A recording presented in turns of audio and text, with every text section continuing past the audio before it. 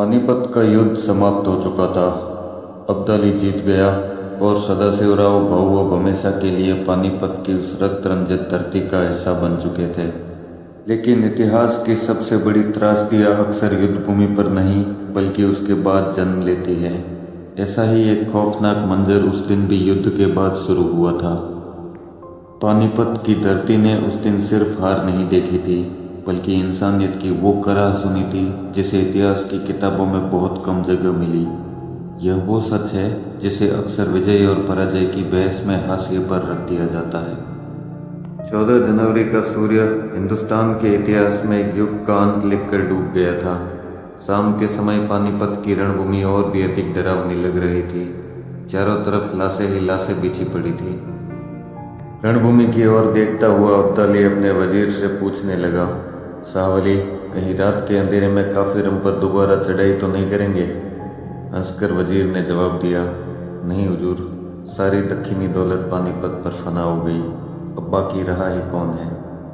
मराठा फौज के साथ दक्षिण से आए हजारों तीर्थयात्रियों ने जंग समाप्त होने के पश्चात भागकर पानीपत नगर में शरण ली थी। उन अभागे लोगों को तो अभी ये भी पता नहीं था कि भाऊ वीर गति को प्राप्त हो गए या अभी जिंदा है।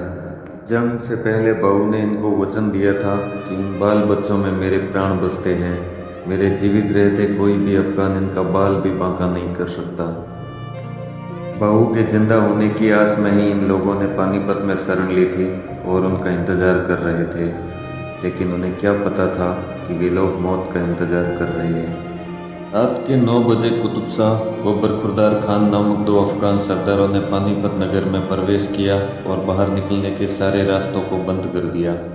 अफगान सैनिक उन असहाय यात्रियों पर चील गिद्धों की भांति झपट पड़े। उस रात के जैसा मौत का तांडव पानीपत नगर ने पहले कभी नहीं देखा था। हजारों यात्रियों, बूढ़ों, बच्चों, घायल सैनिकों को मौत के घाट उतार दिया गया। कई महिलाओं ने अपने सतीत्व की रक्षा के लिए खाली पड़े कुओं में कूदकर अपनी जान दे दी।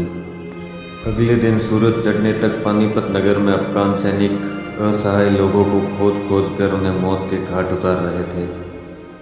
उस रात हजारों लोग जो युद्ध में सीधे शामिल भी नहीं थे बेमौत मारे गए।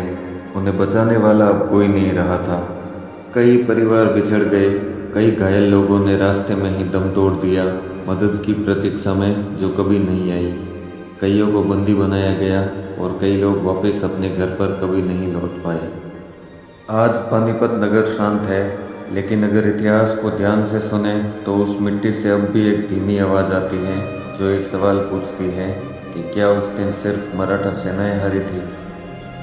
15 जनवरी की उस सर्द सुबह ने सिर्फ एक युद्ध का अंत नहीं देखा था बल्कि हजारों सपनों को टूटते हुए देखा था।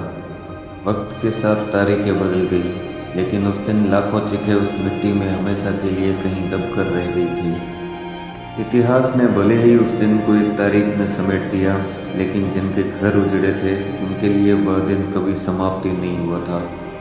जीत और हार के फैसले के साथ उस दिन एक और फैसला हुआ था, इंसानियत की हार का। कभी कभी जीतने वाला सब कुछ हार जाता है और हारने वालों की कहानियाँ अक्सर इतिहास में नहीं लिखी जाती।